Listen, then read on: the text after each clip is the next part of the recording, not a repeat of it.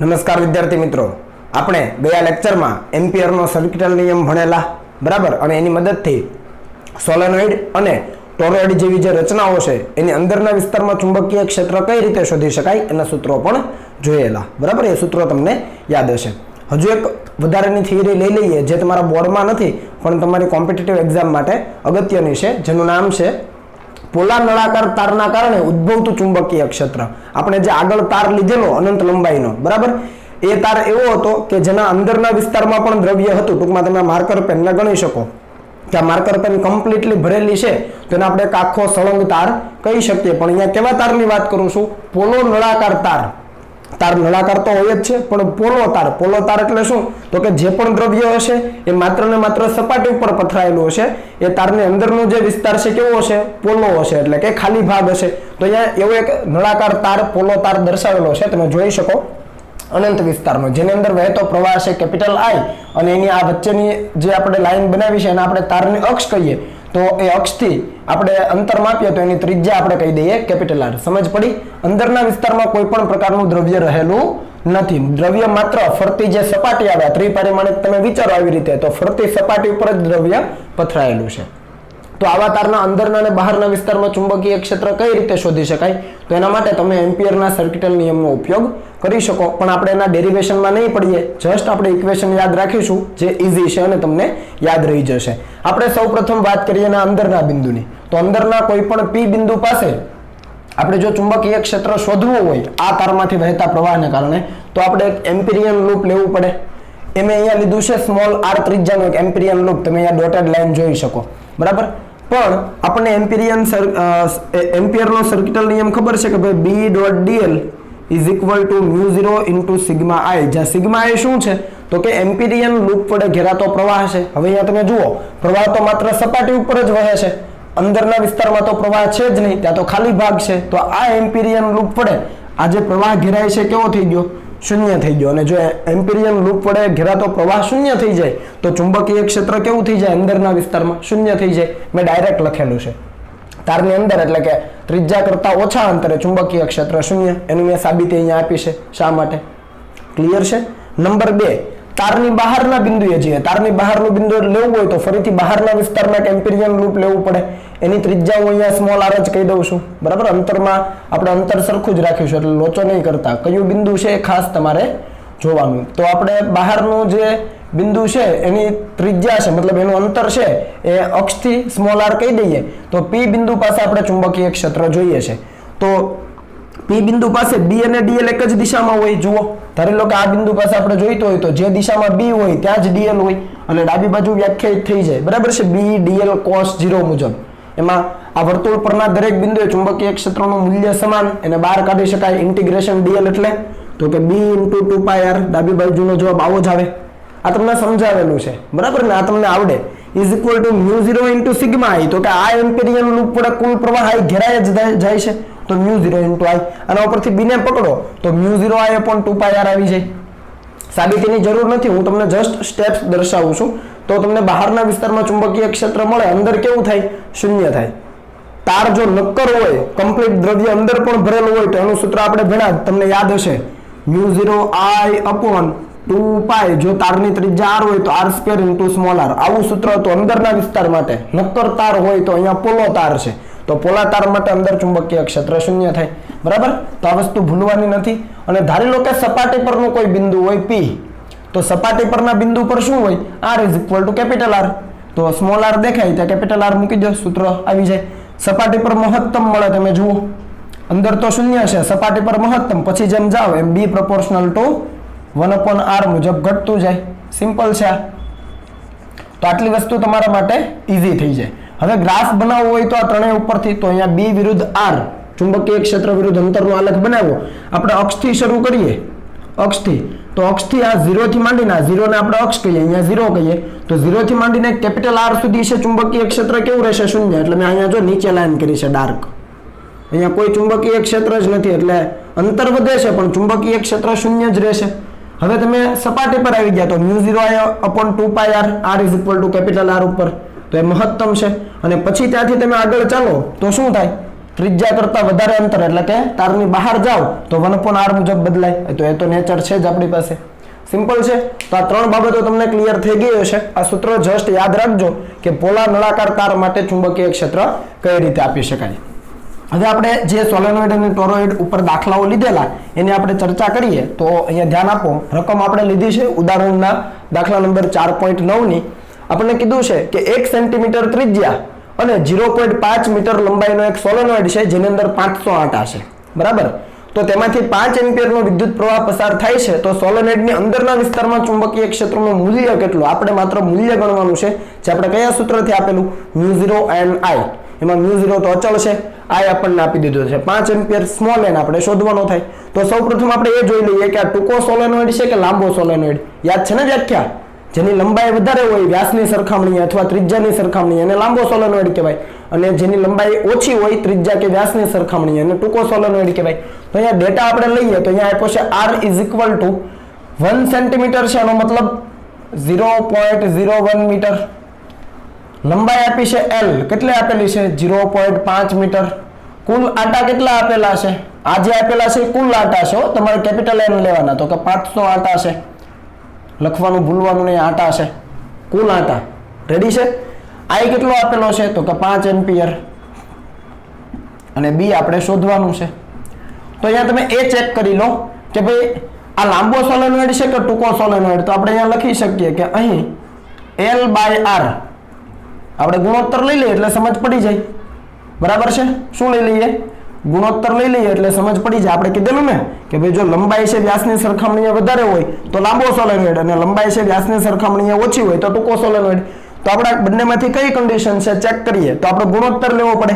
અહીંયા મેં વ્યાસ નથી લીધો, ત્રિજ્યા લીધી છે, ડઝન્ટ મેટર, એમાં કઈ ખોટું નથી, બરાબર છે. તમે કદાચ અહીંયા ત્રિજ્યાની જગ્યાએ વ્યાસની જગ્યાએ તમે ત્રિજ્યા લેશો તો પણ કઈ વાંધો નથી. આ લાંબો સોલેનોઇડ, આ ટૂંકો સોલેનોઇડ. હવે જુઓ L કેટલો છે તો કે 0.5 છે. ત્રિજ્યા કેટલી છે, મીટરમાં લખો, બંને મીટરમાં રાખો તો 0.01 છે. એક 0 જાય તો આ જવાબ તમને મળી જાય 50. ગુણોત્તર ઘણો મોટો છે, તમે જોઈ શકો. L/R ઘણું મોટું છે, અથવા તમે બંનેની કિંમત પણ જોઈ શકો. આ 0.5 છે ને 0.01 છે, લંબાઈ ઘણી વધારે છે ત્રિજ્યાની સરખામણીએ, તો આ લાંબો સોલેનોઇડ છે. તો આપણે સીધું લખી શકીએ કે અહીં L is very greater than R, એટલે કે આ ત્રિજ્યાની સરખામણીએ L ઘણો મોટો હોવાથી લાંબા સોલેનોઇડની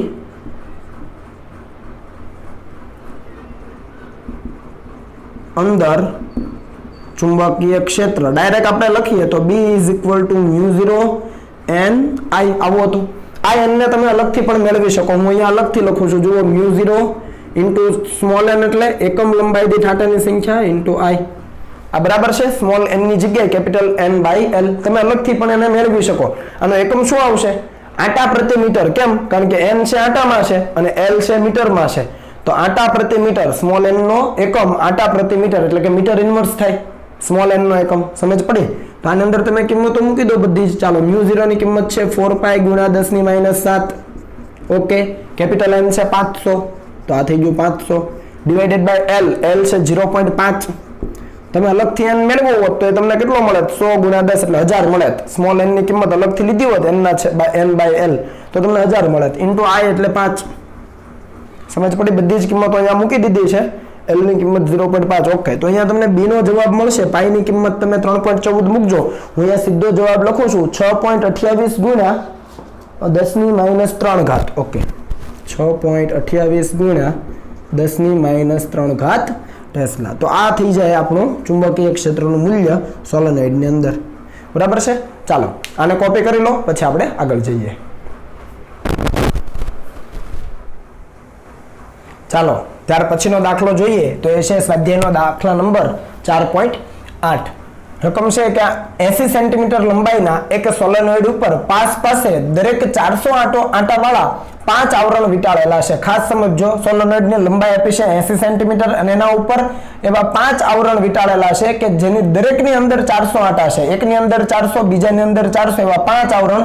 તો 5 × 400 ટોટલ આંટા કેટલા થઈ જાય, 2000 થઈ જાય. ટોટલ 2000 આંટા છે, જેને આપણે કેપિટલ N કહીએ છીએ. સોલેનોઇડનો વ્યાસ તમને આપેલો છે 1.8 સેન્ટીમીટર છે. જો સોલેનોઇડની અંદર 8 એમ્પિયરનો વિદ્યુત પ્રવાહ વહેતો હોય તો તેના કેન્દ્ર પાસે ચુંબકીય ક્ષેત્રનું મૂલ્ય શોધો. અહીંયા આપણે n ની કિંમત કેટલી મળે? સૌપ્રથમ કેપિટલ N. તો કેપિટલ N તમે જુઓ, દરેક 400 આંટાવાળા 5 આવરણ, એક આવરણની અંદર 400 આંટા, એવા 5 આવરણની અંદર કેટલા થાય? તો કે 400 ગુણ્યા 5. આ સમજ પડી? ટોટલ કેટલા આંટા છે? 4 પંચા 20, એટલે આ 20 અને આ 2000 આંટા થઈ ગયા. બરાબર છે. બીજી વાત જુઓ કે લંબાઈ છે એ વ્યાસની સરખામણીએ ઘણી મોટી છે, એટલે લાંબો સોલેનોઇડ છે. તો હું ડાયરેક્ટ લખી દઉં કે B = μ0 Ni. μ0 ની કિંમત કેટલી? તો કે 4 ગુણ્યા 10⁻⁷. સ્મોલ n ની કિંમત કેટલી? કેપિટલ N ના છેદમાં L. તો કેપિટલ N કેટલો છે? 2000 છે છેદમાં L. L એટલે આની લંબાઈ, તો લંબાઈ તમારે લેવાની 80 ગુણ્યા 10⁻². જો ભૂલાઈ ન જાય મીટરમાં કન્વર્ટ કરવાનું, ઇન્ટુ I. કેટલો પ્રવાહ વહેડાવવાનો છે? 8 એમ્પિયરનો. ખ્યાલ આવે ને? સ્મોલ n ની કિંમત capital N divided by L. N છે અને L એટલે 80 ગુણ્યા 10⁻². તો આ જે જવાબ છે એ તમને મળી જશે. હું જવાબ ડાયરેક્ટ લખી દઉં છું, 2.5 ગુણ્યા 10⁻². 2.5 ગુણ્યા 10⁻² ટેસ્લા. આ આપણો જવાબ થઈ ગયો. દાખલો ઈઝી છે, સમજ આવે છે. માત્ર ને માત્ર સૂત્ર તમારે રિમેમ્બર કરવાનું છે. એમાં n ની કિંમત કેટલી છે એ ખાસ જોવાનું છે. અને અહીંયા 400 આંટા, દરેકની અંદર 400 આંટા હોય એવા 5 આવરણ, તો એ કુલ આંટા કેટલા એ પણ સમજવાનું. ચાલો વધારાના સ્વાધ્યાયનો એક દાખલો લઈએ, તમારી સમજ માટે અગત્યનો છે, બોર્ડની અંદર આ નથી. બરાબર. 25 સેન્ટીમીટર આંતરિક ત્રિજ્યા અને 26 સેન્ટીમીટર બહારની ત્રિજ્યા ધરાવતો એક ટોરોઇડ છે. એના ગર્ભની આસપાસ તારના 3500 આંટા વીંટાળેલા છે. તમને ટોરોઇડ આપ્યો છે, બે ત્રિજ્યા આપી છે, અંદરની ત્રિજ્યા આપી છે અને બહારની ત્રિજ્યા આપી છે, અને એની આજુબાજુ ટોટલ 3500 આંટા છે. કેપિટલ N ની કિંમત આપી છે. જો તારમાંથી 11 એમ્પિયરનો વિદ્યુત પ્રવાહ પસાર થતો હોય તો નંબર 1 ટોરોઇડની બહારના વિસ્તારમાં, નંબર 2 ટોરોઇડના ગર્ભની અંદર, એટલે કે ટોરોઇડની અંદર પેલી બે રિંગ લેતા હતા એની અંદરના વિસ્તારમાં, અને ટોરોઇડ વડે ઘેરાયેલી ખાલી જગ્યામાં ચુંબકીય ક્ષેત્ર કેટલું હશે. એટલે આપણે આને ટોરોઇડ જો લઈએ સપોઝ થોડી વાર માટે, તો અહીંયા અંદરની ત્રિજ્યા આપી છે 25 સેન્ટીમીટર, બહારની આપી છે 26. તમને બહારના વિસ્તારમાં કીધું ત્યાં B કેટલું હોય? 0 હોય. 3 નંબર, તો 3 નંબર આપણને કીધું છે ટોરોઇડ વડે ઘેરાયેલી ખાલી જગ્યામાં આ વચ્ચેનો જે વિસ્તાર છે ત્યાં પણ કેટલું હોય? 0 હોય. ખાલી આ જે ભાગ છે, આ શેડેડ પોર્શન, ત્યાં ચુંબકીય ક્ષેત્ર આપણને મળે. નંબર 2 ટોરોઇડના ગર્ભની અંદર, એટલે આ ગર્ભ કહેવાય એનો, તો ગર્ભની અંદર ચુંબકીય ક્ષેત્ર શોધવાનું. એનું સૂત્ર પણ કંઈક આવું જ છે, μ0 Ni. પણ n ની કિંમત કેપિટલ N ના છેદમાં 2πr. પણ અહીંયા r કયો લેવાનો? બે ત્રિજ્યા છે, તો આવા સંજોગોમાં તમારે સરેરાશ ત્રિજ્યા લઈ લેવાની થાય. સમજ પડી? આવા સંજોગોમાં શું કરવાનું થાય? સરેરાશ ત્રિજ્યા લેવાની થાય. તો અહીંયા આપણે નંબર 1 લખીએ કે ભાઈ ટોરોઇડની બહાર કેટલું, તો અહીંયા લખું B આઉટસાઇડ = 0. હવે બીજા વિસ્તારની વાત કરીએ, કયો? ટોરોઇડના ગર્ભની અંદર. એના માટે સૌપ્રથમ આપણે સરેરાશ ત્રિજ્યા લેવી પડે. બે ત્રિજ્યા આપી હોય ત્યારે તમારે સરેરાશ ત્રિજ્યા લઈ લેવાની. સરેરાશ ત્રિજ્યા એટલે r1 + r2 divided by 2. r1 r2 શું છે? અંદરની ને બહારની ત્રિજ્યા. તો 25 + 26 ડિવાઇડેડ બાય 2, તો કેટલો જવાબ આવે? 25.5 સેન્ટીમીટર. બરાબર. એને હું મીટરમાં ડાયરેક્ટ લખી દઉં, 25.5 ગુણ્યા 10⁻². મીટર. સમજ પડી? જ્યારે પણ બે ત્રિજ્યા હોય ત્યારે સરેરાશ ત્રિજ્યા લેવાની. 25.5 સેન્ટીમીટર આવે, કારણ કે સેન્ટીમીટરમાં ત્રિજ્યા છે, એને મીટરમાં ફેરવો તો 25.5 ગુણ્યા 10⁻². તો હવે આપણને ચુંબકીય ક્ષેત્રનું મૂલ્ય મળી જાય μ0 Ni મુજબ μ0 * n/2πr. r એટલે સરેરાશ ત્રિજ્યા ઇન્ટુ I. બધી જ કિંમતો મૂકી દઈએ. ચાલો, તો શું થાય? 4π ગુણ્યા 10⁻⁷ ગુણ્યા n કેટલો છે રકમ પ્રમાણે? 3500. તો મૂકી દઈએ એ પણ છેદમાં આ 2π એઝ ઇટ ઇઝ. પાઈ ની કિંમત તમે મૂકજો. r ની કિંમત 25.5 ગુણ્યા 10⁻². એકમો આની અંદર ખાસ કન્વર્ટ કરજો. અને આ કેટલો પ્રવાહ વહેડાવવાનો? 11 એમ્પિયર. તો અહીંયા તમને ચુંબકીય ક્ષેત્રના મૂલ્યનો જવાબ મળી જશે. 17મા દાખલાની અંદર એ જવાબ આવે છે 3.02 ગુણ્યા 10⁻². 3.02 ગુણ્યા 10⁻² ટેસ્લા. દાખલાઓ ઈઝી છે, માત્ર ને માત્ર એકમ કન્વર્ઝનમાં ધ્યાન આપજો કે એકમો કઈ રીતે બદલવાના છે અને ખાસ સૂત્ર કયું વાપરવાનું છે. બરાબર છે? તો આ જવાબ આપણને મળી જાય. સરેરાશ ત્રિજ્યા લેવાનું ભૂલવાનું નથી. અને નંબર 3 ટોરોઇડ વડે ઘેરાયેલી ખાલી જગ્યામાં એટલે કે બી અહીંયા લખીએ એમ્પ્ટી એટલે ખાલી ભાગ, ત્યાં પણ ચુંબકીય ક્ષેત્ર શૂન્ય જોઈએ છે, આપણે જાણીએ છીએ. તો આ બાબત તો તમે જાણો છો. રેડી છે? ચાલો એક પ્રેક્ટિસ એક્ઝામ્પલ તમને અહીંયા આપ્યો છે, જાતે કરવાનો છે. જસ્ટ હું તમને સમજ આપી દઉં કે 0.5 સેન્ટીમીટર ત્રિજ્યા ધરાવતા તારમાં 100 એમ્પિયરનો પ્રવાહ સમગ્ર આડછેદમાં સમાન રીતે વહે છે. આ પોલો તાર નથી, જુઓ, કેમ કે પ્રવાહ છે એ સમગ્ર આડછેદમાં એક સમાન રીતે વહે છે એવું કીધું છે, એટલે તારની અંદર પણ દ્રવ્ય છે, બરાબર. અને એનો આપણે એક્ઝામ્પલ ભણી ગયા છીએ.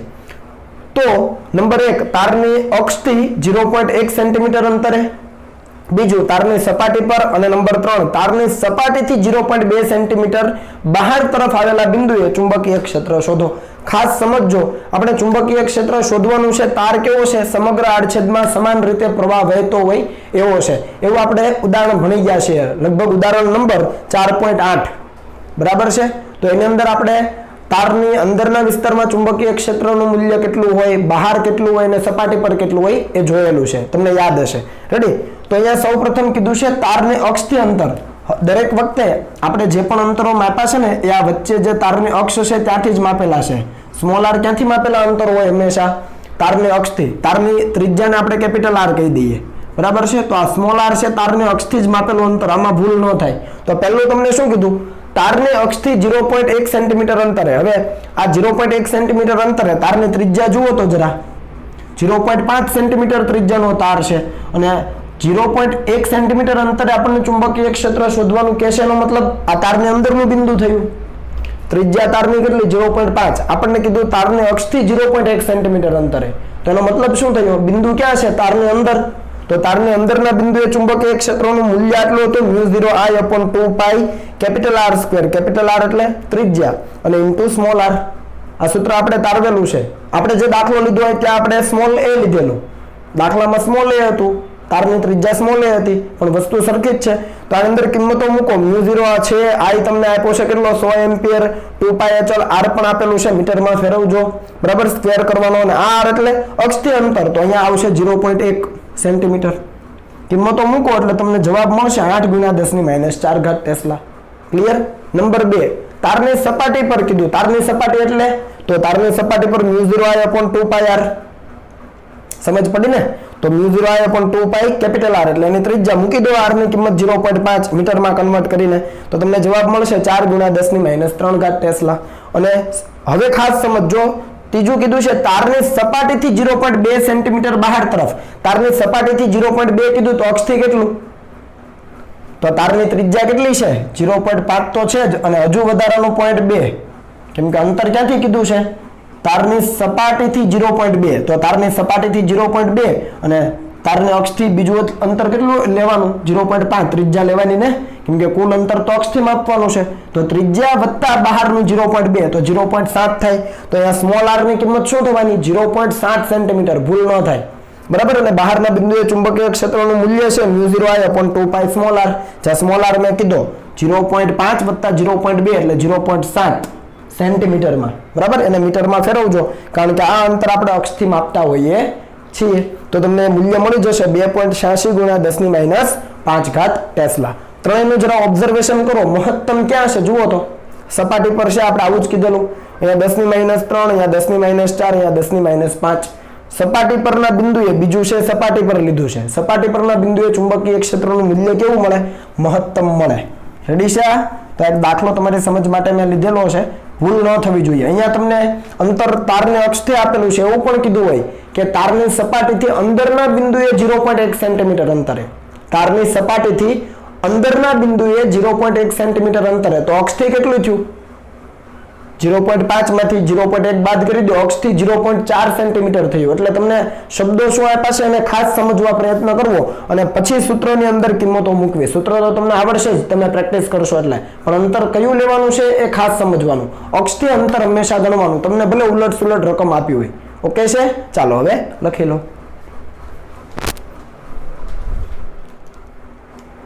ચાલો આગળ વધીએ. તો ત્યાર પછીનો આપણો ટોપિક છે કે ચુંબકીય ક્ષેત્રમાં ગતિ કરતા વિદ્યુત ભાર પર લાગતું બળ.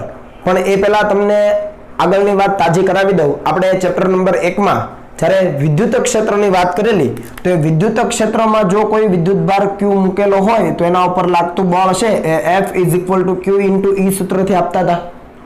યાદ આવે છે? જ્યાં વિદ્યુતભારને આપણે સંજ્ઞા સાથે લેવાનો, એટલે જો ધન વીજભાર હોય તો બળ ક્યાં લાગે? વિદ્યુત ક્ષેત્રની દિશામાં, અને જો વીજભાર ઋણ હોય તો બળ ક્યાં લાગે? વિદ્યુત ક્ષેત્રની વિરુદ્ધ દિશામાં. આ વસ્તુ આપણે જાણીએ છીએ, પણ એ વીજભારને વિદ્યુત ક્ષેત્રમાં મૂકીએ તો એના ઉપર લાગતું બળ છે એ આ સૂત્રથી આપતા હતા. પણ એનો એ જ જો વિદ્યુતભાર છે એને ચુંબકીય ક્ષેત્રમાં ગતિ કરાવીએ તો, હું શબ્દ બોલું છું, ગતિ કરાવીએ તો એના ઉપર લાગતું બળ કેટલું, તો એ આપણે જોવાનું છે. તો ધ્યાન આપજો. ધારી લો કે પહેલા આપણે યામ પદ્ધતિ સેટ કરી દઈએ.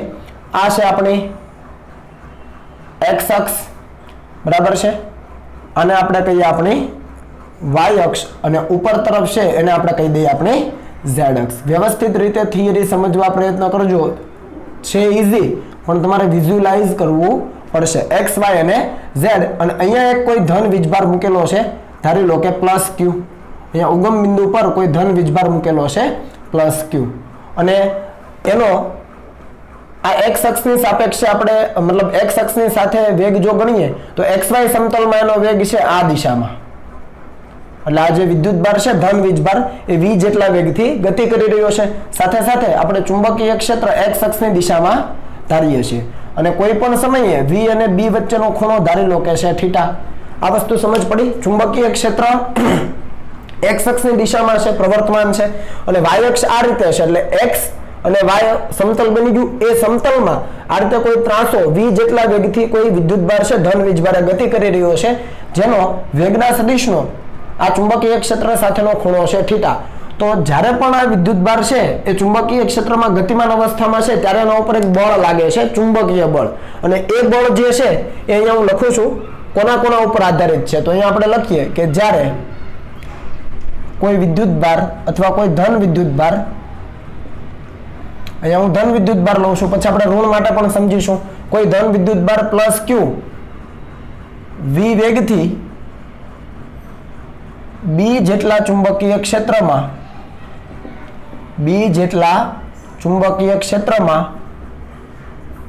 ગતિ કરતો હોય ત્યારે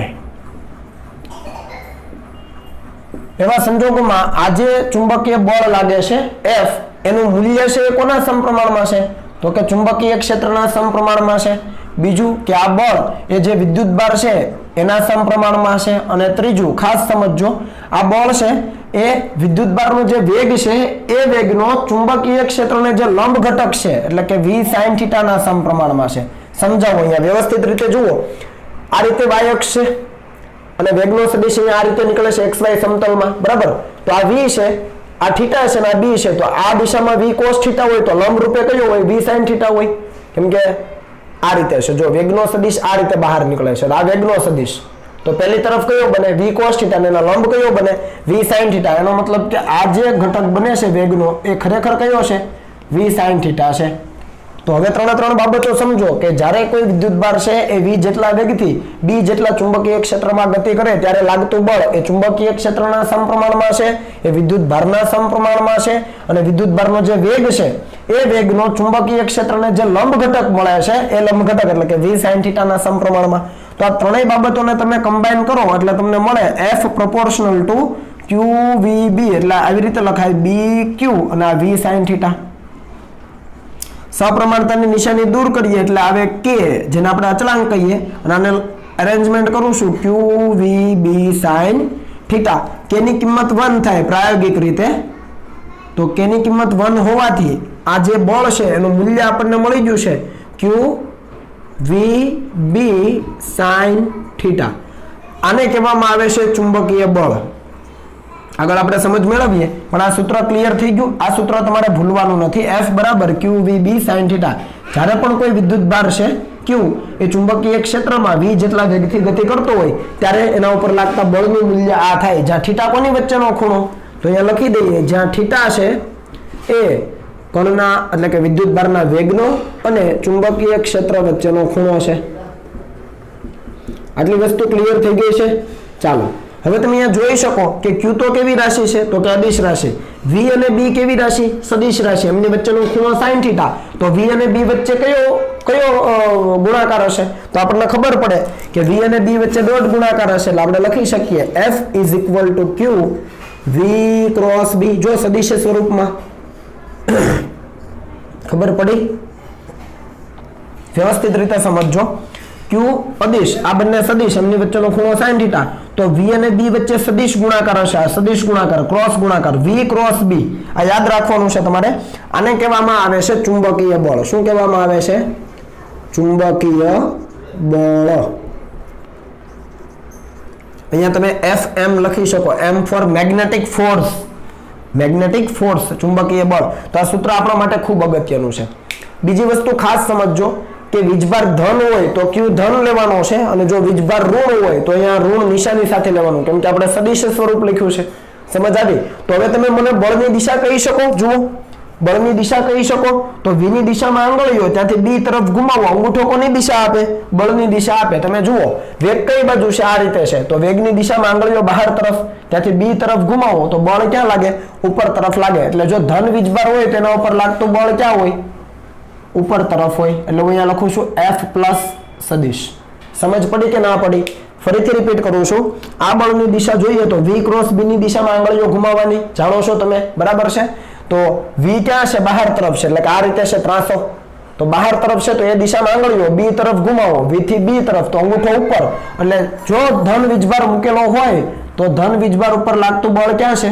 ઉપર તરફ મળે. ધારી લો કે વીજભાર ઋણ હોત તો આ બળ ક્યાં મળે?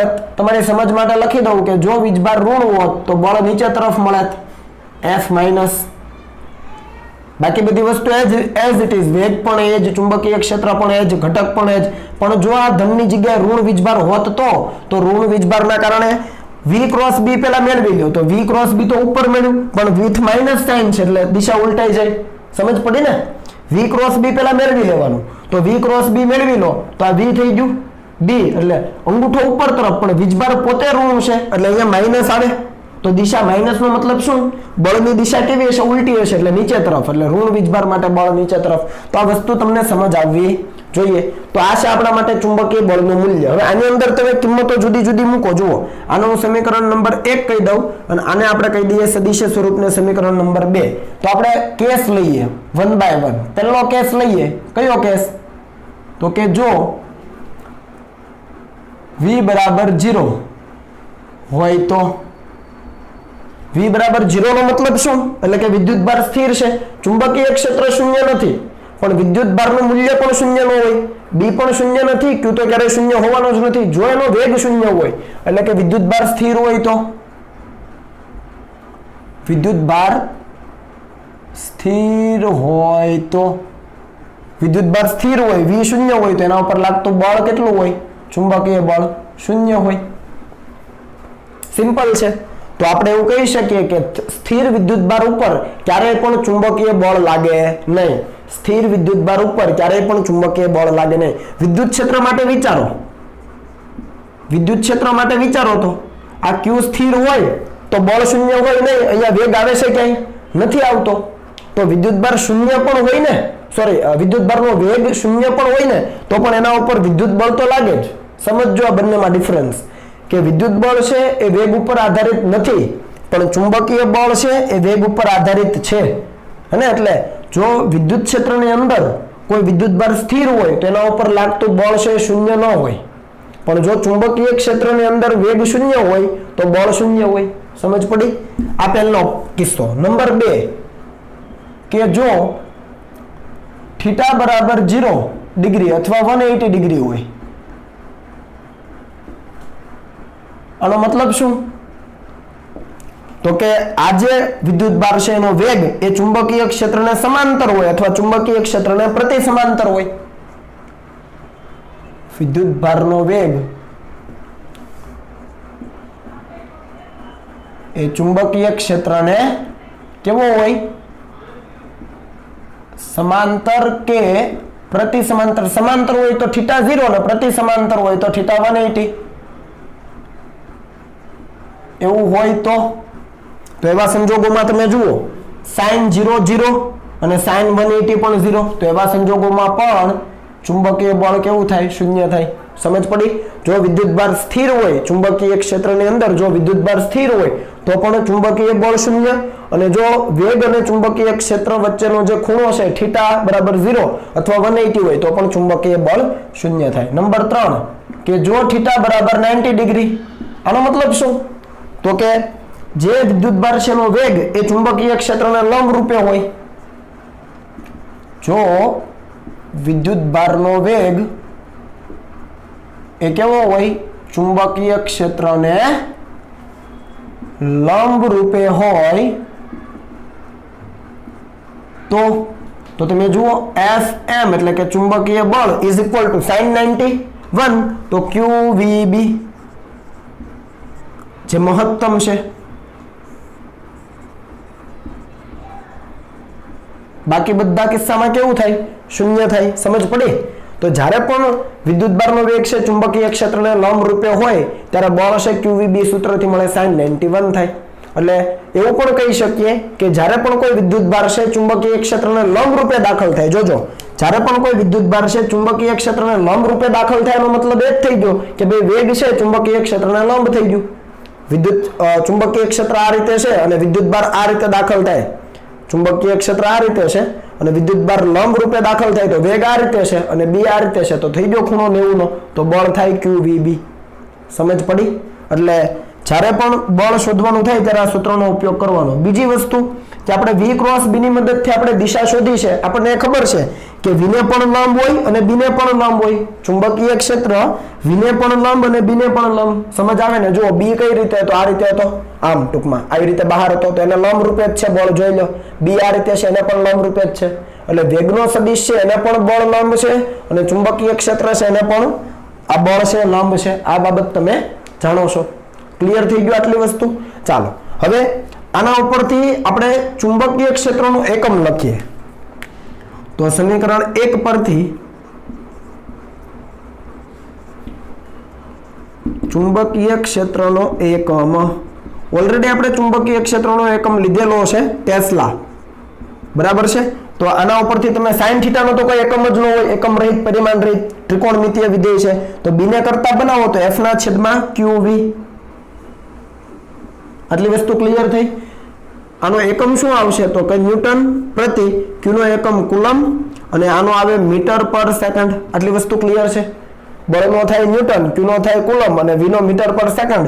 તો આ કુલમ પર સેકન્ડ શું થાય વિચારો?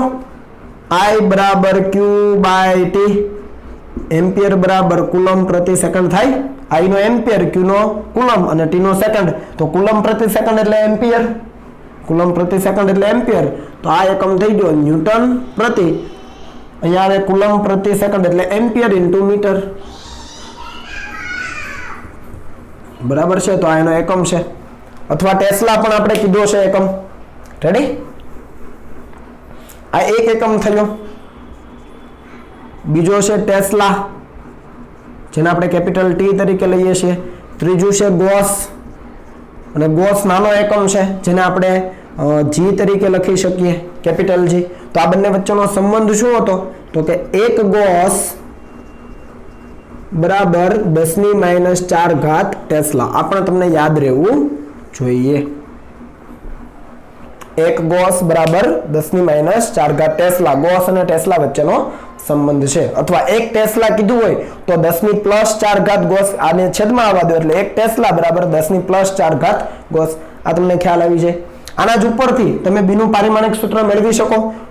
ન્યૂટનનું પારિમાણિક સૂત્ર મૂકો, આ પ્રવાહ છે, એમ્પિયરનું પારિમાણિક સૂત્ર મૂકો અને આ શું છે મીટર એટલે કે લંબાઈ છે એનું પારિમાણિક સૂત્ર મૂકો. તો એ પારિમાણિક સૂત્ર હું તમને અહીંયા સીધું આપી દઉં છું.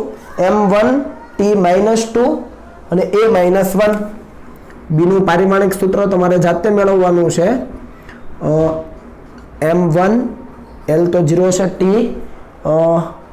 -2 અને a-1 કઈ રીતે આવે છે એ તમારે મેળવવાનું છે. માત્ર શું કરવાનું છે અહીંયા તમે કિંમતો મૂકી દો. અહીંયા જો સમજી લો m1 l1 t-2 છેદમાં આ એમ્પિયર એઝ ઇટ ઇઝ અને મીટરનું l1 તો l1 કેન્સલ, m1 t-2 અને a ઉપર જાય તો a-1 આવી ગયો. તો પારિમાણિક સૂત્ર પણ તમને મળી જાય. ક્લિયર છે આ વસ્તુ? ચાલો તો આટલું કોપી કરો પછી આગળ જઈએ.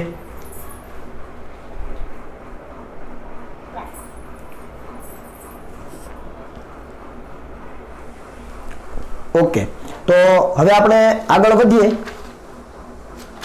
હવે આ દિશા જો તમારે જોઈતી હોય ને તો દિશા તમને ડાબા હાથનો ફ્લેમિંગનો નિયમ વાપરીને પણ મળી શકે. ડાબા હાથનો ફ્લેમિંગનો નિયમ શું છે ટૂંકમાં તમને જણાવી દઉં કે ભાઈ તમારો જે આ ડાબો હાથ છે એના પ્રથમ 3 આંગળા, પહેલો અંગૂઠો અને પહેલી 2 આંગળીઓ એને તમારે લંબ રૂપે રાખવાની છે. કઈ રીતે? લંબ રૂપે. એમાં આને તમે 4 ફિંગર કયો અને મિડલ ફિંગર કયો. તો 4 ફિંગર છે ને એને F ઉપરથી ફિલ્ડની દિશામાં, ચુંબકીય ક્ષેત્રની દિશામાં રાખવાની, એટલે આ રીતે. બરાબર? અને મિડલ ફિંગર તો મોશન એટલે વેગની દિશા. તો વેગ આ રીતે છે તો અંગૂઠો તમને બળની દિશા આપે. જુઓ, સમજ પડી? ડાબા હાથનો ફ્લેમિંગનો નિયમ તમે વાપરો તો અંગૂઠો પહેલી અને બીજી આંગળી, આને 4 ફિંગર કહેવાય. 4 ફિંગરના F ઉપરથી ફિલ્ડની દિશામાં આંગળી, ફિલ્ડ. બરાબર? તો ફિલ્ડની દિશામાં આંગળી, ચુંબકીય ક્ષેત્રની દિશામાં આ ફિલ્ડ છે, ક્ષેત્ર. તો ક્ષેત્રની દિશામાં પહેલી આંગળી. બીજી મિડલ ફિંગર એટલે M ઉપરથી મોશન. તો મોશન કઈ બાજુ છે? આ રીતે છે. તો B અને આ M. બરાબર છે? આ રીતે તમે રાખો તો તમને ખબર પડે. અને તમે લંબ ઘટક લઈ લો તો પણ વાંધો નથી. મોશન એટલે પ્રવાહ પણ લઈ શકાય. પ્રવાહ વહેતો હોય આ દિશામાં તો પ્રવાહ પણ લઈ શકાય. જ્યારે વિદ્યુત પ્રવાહ ધારિત તાર આવશે ત્યારે આપણે પ્રવાહ લઈશું અહીંયા. તો આ થઈ ગયું. અને અંગૂઠો તમને બળની દિશા આપે. એ રીતે પણ તમે લઈ શકો. સમજ આવે છે? ઓકે. પછી જમણા હાથનો હથેળીનો પણ નિયમ છે. જમણા હાથનો હથેળીનો નિયમ શું છે? તો કે ક્ષેત્રની દિશામાં આંગળીઓ રાખો. ક્યાં રાખો? ક્ષેત્રની દિશામાં બધી આંગળી. તો ક્ષેત્ર ક્યાં છે? આ રીતે છે. તો ક્ષેત્રની દિશામાં બધી આંગળી. અંગૂઠો છે ને તમારો એ વેગની દિશામાં. તો વેગ તો આ બાજુ છે તો આ રીતે રાખવું પડે. ક્ષેત્રની દિશામાં બધી આંગળી અને વેગની દિશામાં અંગૂઠો. તો વેગ આ બાજુ છે તો આ રીતે. તો હથેળી છે ને બળની દિશા આપે. હથેળી આ નીચેનો ભાગ નહીં, હથેળી. ક્ષેત્રની દિશામાં બધી આંગળીઓ, અંગૂઠો છે વેગની દિશામાં, તો હથેળી છે બળની દિશા આપે. જો અહીંયા ધન વીજભાર હતો તો બળ ઉપર હતો. એટલે બંને નિયમ તમારે લખવા હોય તો તમે લખી શકો તમારી સમજ માટે. ડાબા હાથનો ફ્લેમિંગનો નિયમ અને જમણા હાથની હથેળીનો નિયમ. બરાબર છે? એ તમે કરી શકો. આપણે આગળ જઈએ તો ત્યાર પછી આપણા માટે આવે છે લોરેન્ટ્ઝ ફોર્સ. પણ એ ભણતા પહેલા આપણે છે એ અહીંયા એક અગત્યનું એક સ્ટેટમેન્ટ નોટ કરી લઈએ અને એ સ્ટેટમેન્ટ શું છે એ પણ જોઈ લઈએ. ચાલો સાથે. તો અહીંયા આપણે કીધું કે ભાઈ બળ છે એ વેગને પણ લંબ રૂપે છે અને બળ છે બીને પણ લંબ રૂપે. એ મેં તમને અહીંયા બતાવ્યું છે. તો અહીંયા આપણને ખ્યાલ આવે કે આ કિસ્સામાં થતું કાર્ય આપણે જોઈતું હોય તો આ એક્સ્ટ્રા. બરાબર છે? આ કિસ્સામાં થતું કાર્ય આપણને જોઈતું હોય તો ધારો કે આપણે dw લખીએ તો f.ds લખાય અથવા f.dx લખાય. આનો મતલબ શું? તો કે વિદ્યુત ભાર પર લાગતું બળ અને એનું સ્થાનાંતર. અહીંયા હું ચુંબકીય બળ લખી દઉં એટલે તમને વધારે સમજ આવે. ચુંબકીય ક્ષેત્રમાં જ્યારે કણ ગતિ કરતો હોય, ટૂંકમાં વિદ્યુત ભાર ગતિ કરતો હોય ત્યારે લાગતું બળ આપણે આ સૂત્રથી આપી શકીએ. ગતિ કરતો હોય તો સ્થિર હોય તો બળ શૂન્ય જ છે, પણ ગતિ કરતો હોય તો આ સૂત્રથી અપાય. તો આ કિસ્સામાં થતું કાર્ય કેટલું? તો આ કિસ્સામાં થતું કાર્ય આ સૂત્રથી અપાય. dw બરાબર ધારો કે સ્થાનાંતર સૂક્ષ્મ છે તો કાર્ય પણ સૂક્ષ્મ, f.dx. હવે તમે અહીંયા dx ની જગ્યાએ શું લખી શકો? તો fm ઇન્ટુ આ dx એટલે અંતર એટલે વેગ ગુણ્યા સમય. તો v ઇન્ટુ dt લખી શકો તમે, કેમ કે સૂક્ષ્મ સમયમાં સ્થાનાંતર સૂક્ષ્મ જ થાય. તો v ઇન્ટુ dt x બરાબર vt પરથી સ્થાનાંતર સૂક્ષ્મ તો સમય પણ સૂક્ષ્મ એટલે dx બરાબર v ઇન્ટુ dt લખાય. હવે તમે જુઓ અહીંયા આ ડોટ ગુણાકાર છે. બળ અને વેગ કેવા છે? પરસ્પર લંબ રૂપે છે ભાઈ. બળ છે વેગને પણ લંબ રૂપે હોય, બળ છે બીને પણ લંબ રૂપે હોય. આ તો ખબર છે ને? તો આપણે લખી શકીએ કે કિંતુ પરંતુ બંધુ ચુંબકીય બળ છે એ વેગને લંબ રૂપે છે. હંમેશા આવું જોઈએ. બરાબર છે? તો અહીંયા તો ડોટ ગુણાકાર છે અને ડોટ ગુણાકાર હોય તો cos 90 ડિગ્રી 0 થાય. કેમ કે f અને v બંને કેવા છે? લંબ. તો લંબ હોય તો θ 90 એટલે અહીંયા ડોટ ગુણાકારમાં cos 90 તો 0 થાય. એટલે આપણે લખી શકીએ કે dw બરાબર 0. એટલે કે ચુંબકીય બળ વડે વિદ્યુત ભાર ઉપર કોઈ પણ પ્રકારનું કાર્ય થતું નથી. લખી શકાય ને? ચુંબકીય બળ વડે વિદ્યુત ભાર પર, પછી ધન હોય કે ઋણ હોય, બરાબર, કોઈ પણ વિદ્યુત ભાર હોય એ વિદ્યુત ભાર પર કોઈ પણ કાર્ય થતું નથી. આ બાબત સમજમાં આવે છે આના ઉપરથી. F અને V પરસ્પર લંબ રૂપે જ હોય તો એવા કિસ્સામાં cos 90 0 એટલે ચુંબકીય બળ વડે વિદ્યુતભાર ઉપર કોઈ પણ પ્રકારનું કાર્ય થાય નહીં. અને કોઈ પણ પ્રકારનું કાર્ય ન થાય તો કાર્ય ઊર્જા પ્રમેય શું કહે વિચારો?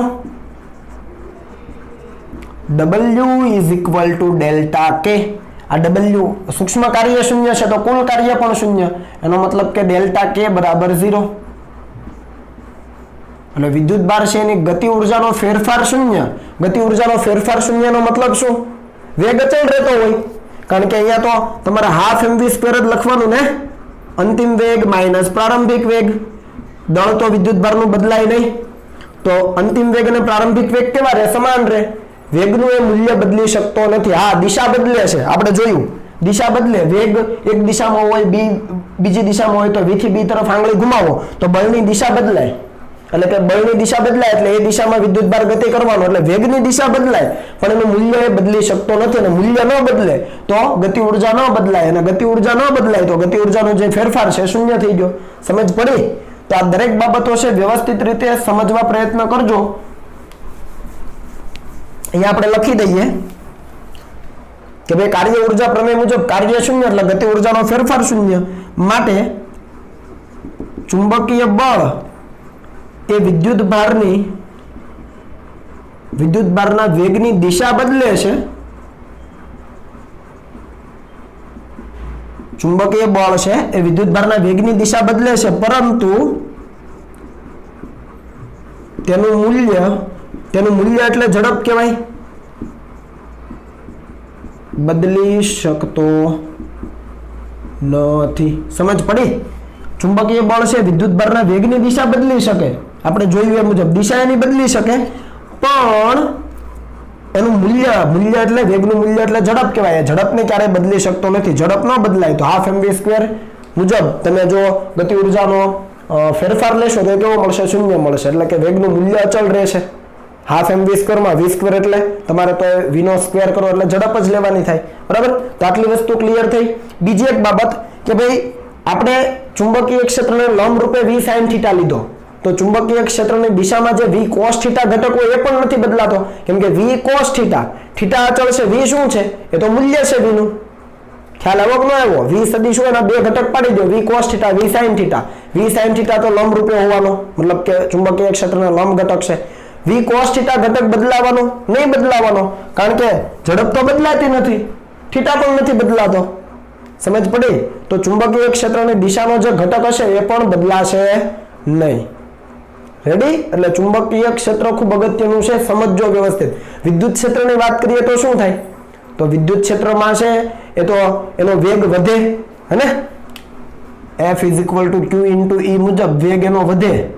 કારણ કે F = m × A = q × E. ખ્યાલ આવે ને? પ્રવેગ મળે. પ્રવેગ એનો તમને અચળ મળે, પણ પછી તમે અચળ પ્રવેગી ગતિના સમીકરણનો ઉપયોગ કરીને કોઈ પણ સમય પછી વેગ શોધી શકો. એટલે વિદ્યુત ક્ષેત્રમાં જો વિદ્યુતભાર ગતિ કરતો હોય, તેનો વેગ વધતો જાય, પણ અહીંયા છે એ વેગની માત્ર દિશા બદલાય, ઝડપ અચળ રહે. આટલી વસ્તુ ક્લિયર થઈ. ચાલો હવે આગળ વધીએ. તો ત્યાર પછી છે લોરેન્ટ્ઝ બળ. શું છે? લોરેન્ટ્ઝ બળ. આ લોરેન્ટ્ઝ બળ શું છે? ખરેખર આ લોરેન્ટ્ઝ નામના વૈજ્ઞાનિકે જ પેલું F = q × v × b સૂત્ર આપેલું. બરાબર? તો એ લોરેન્ટ્ઝ બળ છે શું? તો એ લોરેન્ટ્ઝ નામના વૈજ્ઞાનિકે એવું જોયું કે ભાઈ કોઈ વિદ્યુતભાર છે એને તમે ચુંબકીય ક્ષેત્ર પ્લસ વિદ્યુત ક્ષેત્ર મૂકો એટલે બંને ક્ષેત્ર હાજર છે અને એમાં કોઈ વિદ્યુતભારને ગતિ કરાવો તો એના ઉપર બે બળ લાગે.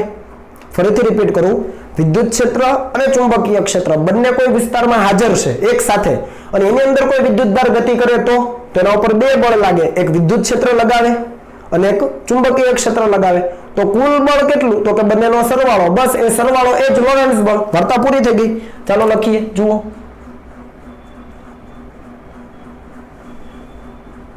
આગળ જે આપણે મેળવ્યું એ ચુંબકીય બળ હતું. બરાબર? હવે આ લોરેન્ટ્ઝ બળને આપણે વાત કરીએ કે જો કોઈ વિસ્તારમાં, હું ટૂંકમાં લખું છું, બરાબર, વિદ્યુત ક્ષેત્ર અને ચુંબકીય ક્ષેત્ર બંને એક સાથે હાજર હોય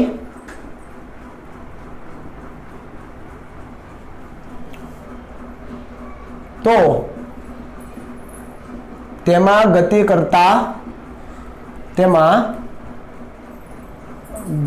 કરતા વિદ્યુત ભાર પર વિદ્યુત બળ અને ચુંબકીય બળ બંને એક સાથે લાગે છે. આટલી વસ્તુ ક્લિયર છે. જો કોઈ વિસ્તારમાં ચુંબકીય ક્ષેત્ર અને વિદ્યુત ક્ષેત્ર બંને હાજર હોય તો તેમાં ગતિ કરતો જો વિદ્યુત ભાર છે એના ઉપર વિદ્યુત બળ અને ચુંબકીય બળ બંને લાગે. મેં ગતિ કરતો વિદ્યુત ભાર કીધો છે એટલે વેગ લેવાનો, તો બંને બળ લાગે જ. આ બંને બળોના પરિણામી બળને કેવું બળ કહેવામાં આવે છે? લોરેન્ટ્ઝ બળ.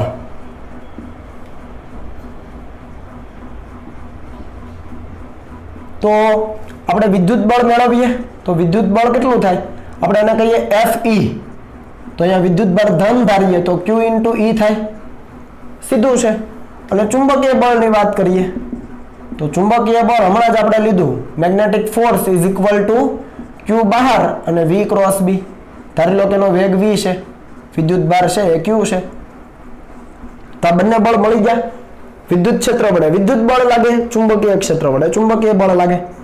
તો લોરેન્ટ્ઝ બળ એટલે શું? વ્યાખ્યા પ્રમાણે તો લોરેન્ટ્ઝ બળ એટલે કે F is equal two Fe plus Fm. બંને બળનું પરિણામી એટલે બંનેનો સરવાળો જ કરવાનો. તો આ થઈ ગયું F સદિશ ઇઝ ઇક્વલ ટુ. હવે તમે જુઓ બંનેની કિંમત મૂકો તો શું આવે? Q કોમન છે તો Q ને બહાર કાઢી લો. પહેલા પદમાં શું વધે? સદિશ E વધે અને વત્તા Q તો બહાર આવી ગયો, બીજામાં V × B વધે. 2 માર્કની અંદર તમને બોર્ડમાં પૂછાય છે લોરેન્ટ્ઝ બળનું સૂત્ર તારવો, તો તમારે ચુંબકીય બળનું સૂત્ર લખવું પડે, વિદ્યુત બળનું સૂત્ર લખવું પડે. ના લખવાનું. 2 માર્ક્સની અંદર આટલું પૂછે તમને. ખબર પડી? બંનેમાંથી Q કોમન, અહીંયા E વધે વત્તા V × B વધે. તો આ સૂત્ર તમારે ખાસ યાદ રાખવાનું છે લોરેન્ટ્ઝ બળનું. ઓકે, આ ચુંબકીય બળ છે, આ વિદ્યુત બળ છે. આને લોરેન્ટ્ઝ બળ નહીં કહેતા. ચાલો, આને લોરેન્ટ્ઝ બળ કહેવાનું નથી. લોરેન્ટ્ઝ બળ એટલે બંને બળ હોય ત્યારે જ તમને મળે. ઓકે, તો દાખલાની અંદર તમને લોરેન્ટ્ઝ બળ શોધવાનું કે આ સૂત્ર વાપરવાનું થાય. ચાલો, આને હવે કોપી કરી લો, પછી આને રિલેટેડ દાખલાઓ લઈને આગળ વધીએ. ચાલો, દાખલાઓ જોઈએ. તો અહીંયા ઉદાહરણનો દાખલા નંબર 4.2 મેં લીધેલો છે. દાખલો ઈઝી છે, છતાં પણ અહીંયા આપણે જોઈ લઈએ એને કે જો ચુંબકીય ક્ષેત્ર છે એ ધન y અક્ષને સમાંતર હોય અને વિદ્યુત ભારિત કણ એ ધન x અક્ષ પર ગતિ કરતો હોય તો ઇલેક્ટ્રોન ઉપર અને પ્રોટોન ઉપર કઈ દિશામાં લોરેન્ટ્ઝ બળ લાગશે? અહીંયા આપણને લોરેન્ટ્ઝ બળ પૂછેલું છે. લોરેન્ટ્ઝ બળનું સૂત્ર આપણે ભણ્યા છીએ. સૌપ્રથમ શું આપેલું છે? ચુંબકીય ક્ષેત્ર ધન y અક્ષને સમાંતર. અહીંયા x અક્ષ છે, આ z અક્ષ છે અને y અક્ષ ક્યાં હોય? તો તમને y અક્ષ અંદર તરફ આપી છે. ક્યાં આપી છે? અંદર તરફ. અને એ દિશામાં ચુંબકીય ક્ષેત્ર છે. જુઓ, સમાન ચુંબકીય ક્ષેત્ર. અહીંયા ચોકડીની નિશાની, એનો મતલબ કે લંબ રૂપે અંદર જાય છે y અક્ષની દિશામાં. રેડી? બીજું કે વિદ્યુત ભારિત કણ છે ધન x અક્ષ ઉપર ગતિ કરે છે, એટલે ધન x અક્ષ ઉપર ગતિ કરે તો વેગ ક્યાં હોય? ધન x અક્ષ ઉપર હોય. તો વેગની દિશા આ બાજુ છે, ચુંબકીય ક્ષેત્ર અંદર તરફ છે. તો આપણને કીધું છે કે ઇલેક્ટ્રોન ઉપર ચુંબકીય ક્ષેત્ર કઈ દિશામાં લાગશે? ટૂંકમાં લોરેન્ટ્ઝ બળ કઈ દિશામાં લાગશે અને પ્રોટોન ઉપર લોરેન્ટ્ઝ બળ કઈ દિશામાં લાગશે? તો સૌપ્રથમ લોરેન્ટ્ઝ બળ આપણે જો જોઈતું હોય તો આપણને ખબર છે Q બહાર અને E પ્લસ V × B કરવું પડે. આ લોરેન્ટ્ઝ બળનું સૂત્ર છે. પણ અહીંયા તમને કોઈ વિદ્યુત ક્ષેત્રનો ઉલ્લેખ આપેલો છે તો કે નહીં? તો અહીંયા વિદ્યુત ક્ષેત્ર આપણે શૂન્ય ધારી લેવું પડે. આપ્યું નથી તો વિદ્યુત ક્ષેત્ર કેવું ધારી લઈએ? શૂન્ય. તો હવે હવે બળ કયા સૂત્રથી મળશે? તો કે Q × V × B. ખબર પડી ને? જે પણ ચુંબકીય બળ છે એ જ લોરેન્ટ્ઝ બળ બની જશે. કેમ? કારણ કે અહીંયા વિદ્યુત ક્ષેત્ર શૂન્ય છે. હવે તમે જુઓ, V × B ની દિશામાં બળ લાગે ધન વીજભાર ઉપર. તો અહીંયા આપણને પેલા ઇલેક્ટ્રોન કીધો છે, તો પેલા V × B ની દિશા શોધી લઈએ. તો V આ બાજુ છે, B ક્યાં છે? અંદર તરફ. તો V થી B તરફ એટલે અંગૂઠો ઉપર તરફ ધન z અક્ષની દિશા થઈ. પણ આપણે જો ઇલેક્ટ્રોનની વાત કરતા હોઈએ તો ઋણ z અક્ષ આવે. તો અહીંયા આપણને ખ્યાલ આવે કે ઇલેક્ટ્રોન ઉપર છે એ ક્યાં બળ લાગે? ઋણ z અક્ષ ઉપર. ખબર પડી ને? V × B ની દિશામાં આંગળીઓ ઘુમાવો તો v આમ છે, b અંદર તરફ, તો v ક્રોસ b એટલે ઉપર તરફ. એ ધન વીજભાર ઉપર લાગ્યું તો ઋણ વીજભાર ઉપર નીચે તરફ, તો ઋણ વીજભાર ઉપર નીચે તરફ એટલે ઋણ z અક્ષની દિશામાં, અને પ્રોટોન ધન વીજભાર ધરાવે તો પ્રોટોન ઉપર છે એ ધન z અક્ષની દિશામાં બળ લાગે. તો આ બળની દિશા ખ્યાલ આવી ગયો. સમજ માટે મેં બંને એક સાથે લઈ લીધા છે, ઈઝી હતો છતાં પણ. હવે પછીનો દાખલો જુઓ.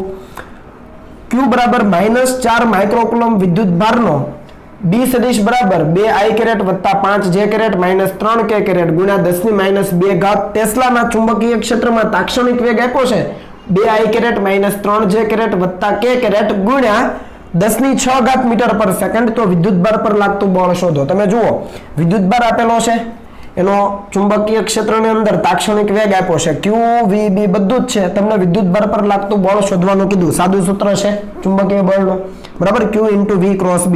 હવે v ક્રોસ b ને તમે આવી રીતે માનાંકના સ્વરૂપમાં લખો છો, યાદ આવે છે આવું કઈ?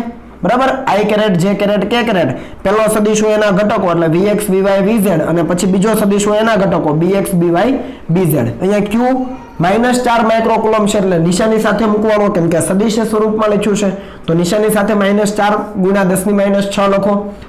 i j k તો છે જ, vx vy vz નિશાની સાથે મૂકો તો શું આવશે? vx એટલે 2, vy એટલે -3 અને vz એટલે અહીંયા કઈ નથી તો 1. એવી રીતે bx by bz તો 2 5 અને -3. હવે અહીંયા 10⁻2 અને અહીંયા વેગમાં 10⁻6 તે અહીંયા બહાર કાઢી લેવાના. ખ્યાલ આવ્યો કે ન આવ્યો?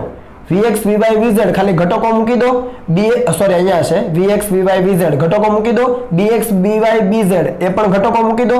જે ઘાત છે બંનેમાં એને તમે ગુણાકારમાં સાથે લખી દો. ખબર પડી? તો આ 10⁻6 આ 10⁻6 કેન્સલ થશે, ખાલી 10⁻2 બચશે, એ અહીંયા લખાઈ ગઈ. અને બાકીનું તમને આવડે છે આનું સાદું રૂપ, બરાબર છે. i caret as it is ચોકડી ગુણાકાર લેવાનો બાદબાકી લઈને, -j કેરેટ ચોકડી ગુણાકાર લેવાનો અને k કેરેટ ચોકડી ગુણાકાર લેવાનો. એ રીતે તમે આ પ્રોસેસ પૂરી કરો એટલે અંતિમ જવાબ તમને આ મળી જશે. -16 ગુણ્યા કૌંસમાં i કેરેટ વત્તા 2j કેરેટ વત્તા 4k કેરેટ અને ગુણ્યા 10⁻2 ન્યૂટન. આવડશે ને? આ તમને સોલ્વ કરતા આવડે છે, બરાબર. તો તમારા ઉપર છોડું છું, એ તમે હોમવર્કમાં હવે કરી લેશો. જવાબ મેં આપી દીધો છે અહીંયા.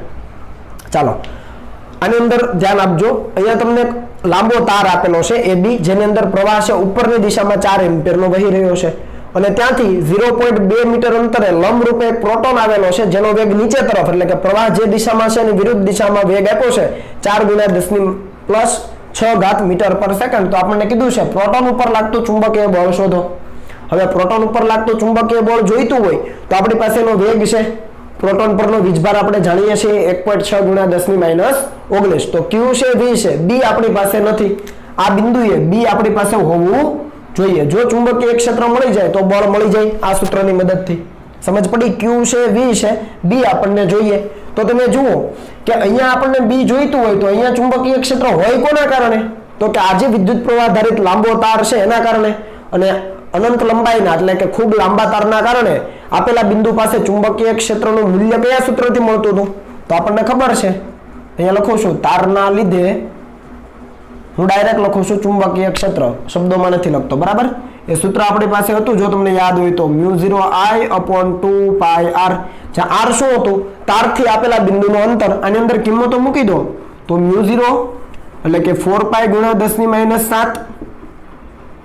i કેટલો છે? તો કે 4 એમ્પિયર છે. 2π એઝ ઇટ ઇઝ રહેવા દો, અને આ તમને આપ્યું છે 0.2 મીટર. તો આ 0.2 આપેલા બિંદુએ શોધવું છે તો r બરાબર 0.2. આ તમે સાદુરૂપ આપો એટલે આ 2 થઈ ગયો. આ કેટલા થઈ જાય? તો આ થઈ જાય 10. જુઓ 4π/2π એટલે 2 થઈ ગયો. આ 2 કેન્સલ કરો એટલે અહીંયા 10 થઈ જાય. 2/0.2 એટલે 10. તો આ 4 ગુણ્યા 10 ની આ 1 ને આ 10⁻7 એટલે 10⁻6 ટેસ્લા. દિશા ક્યાં હોય? અહીંયા આ બિંદુ પાસે, ધારો કે અહીંયા આપણે બિંદુ P કહી દઈએ તો P બિંદુ પાસે ચુંબકીય ક્ષેત્રનું મૂલ્ય મળી ગયું. દિશા ક્યાં હોય?